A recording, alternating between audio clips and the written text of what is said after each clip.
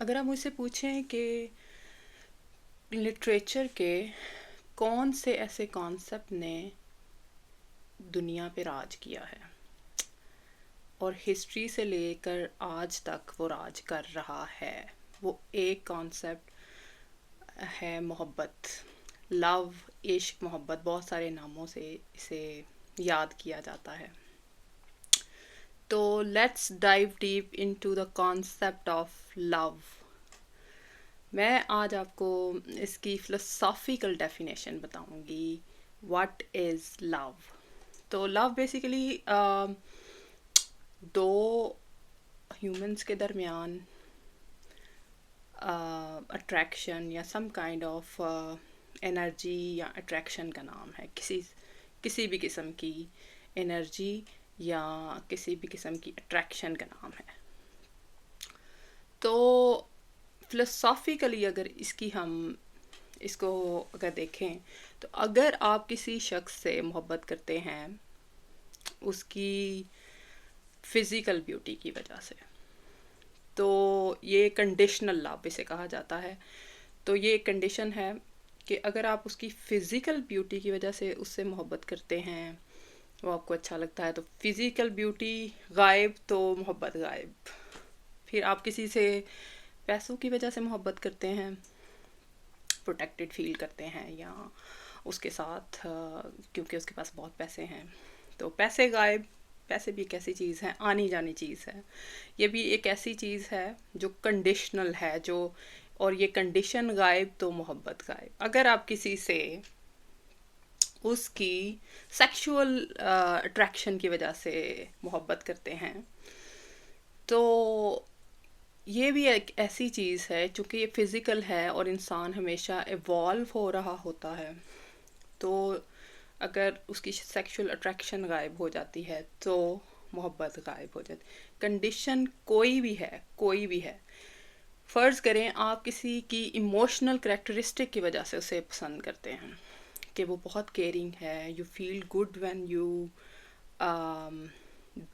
you are with that when you are in with that particular person, तो वो बहुत caring है, बहुत एम्पैथेटिक है, तो वो आपको बहुत अच्छा अंडरस्टैंड करता है।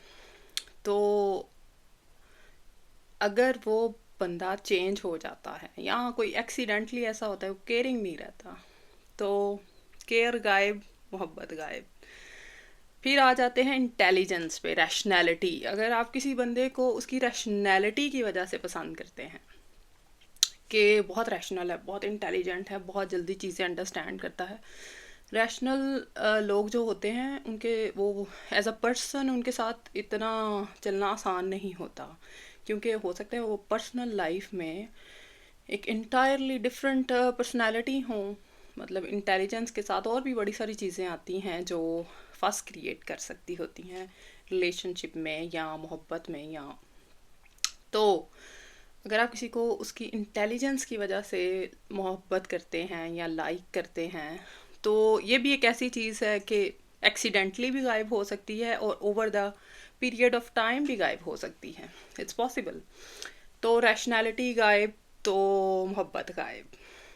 अब आ जाते हैं philosophical definition of unconditional love. Unconditional love में ये सारी कंडीशंस नहीं आती। ये सारी सारी अनकंडीशनल कहते ही उसके में से कोई कंडीशन नहीं आती।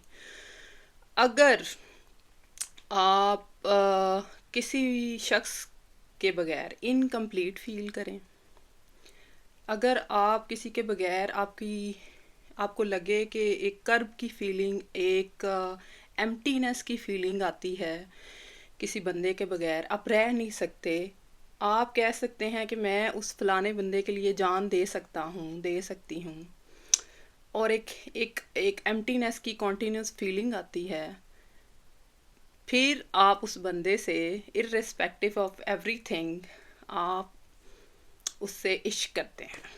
मोहब्बत नहीं, आप उससे अगला लेवल है ये मोहब्बत का, कि जिसमें सारी कंडीशंस गायब हो जाती हैं।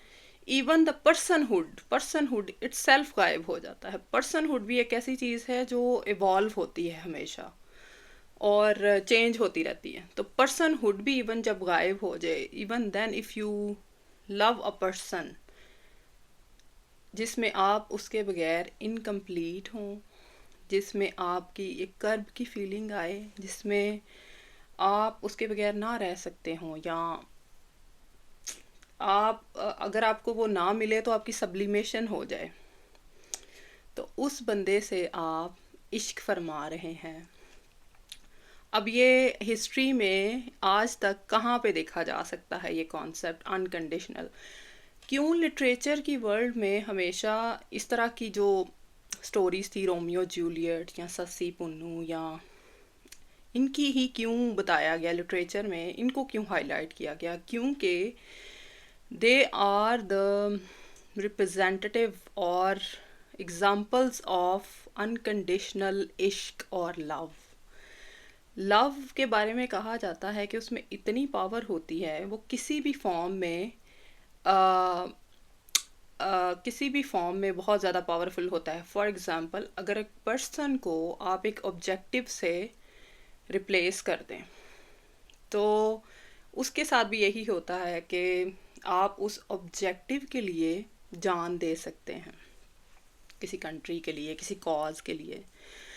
तो उस और उससे जब भी आप दूर होते हैं तो यू डोंट फील गुड। उससे भी आपकी वो हिजर की और कर्व की फीलिंग आती है, एम्प्टीनेस की फीलिंग आती है जब आप उस ऑब्जेक्टिव से भी दूर होते हैं। तो ये जो फॉर्म है लव की, ये जो फॉर्म है वो अनकंडीशनल होती है, जो आपको अपने ऑब्जेक्टिव से भी हो सकती है, किसी पर्सन से भी हो सकती है। और वही इसमें इतनी ज़्यादा पावर होती है कि अगर ऑब्जेक्टिव के साथ हो तो ये आपको बहुत आगे ले जाती है, अगर किसी पर्सन के साथ हो फिर भी ये नेक्स्ट लेवल है। मतलब जो आप लोग दास्तानें सुनते हैं, तो इसमें इतनी पावर होती है कि आपको अपनी जान सबसे ज़्यादा अजीज़ होती है। तो आप ऑब्जेक्टिव के लिए, किसी पर्सन के लिए आप ये सारा कुछ अगर छोड़ दें, तो आपको ये फिलोसॉफिकली अनकंडीशनल लव या इश्क इसको कहा जा सकता है।